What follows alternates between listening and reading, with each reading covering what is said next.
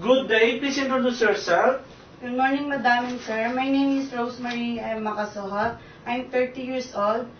I'm single parent. I have 2 kids, 7 years old, and the youngest is 5 years old.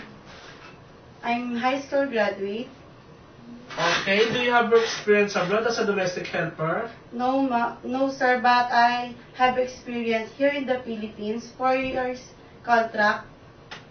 Finish contract? Yes, finished contract. Okay. What are your duties or responsibilities in your previous employer?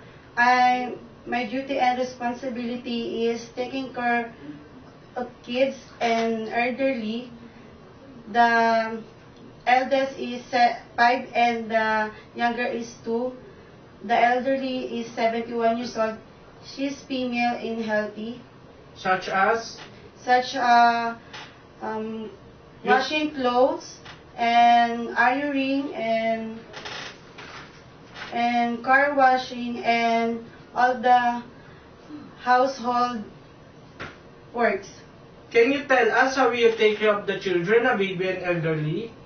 Yes, I will take good care of them to cooking their food and feeding them, and I will make sure that healthy and clean. Okay. Please tell us some of your skills. I can cook Filipino dishes, but I'm willing to learn how to cook. What are the traits necessary to be a good domestic helper? It is to be. You're a hardworking person? Yes, I have hardworking person and fast learning and God-fearing and You're honest?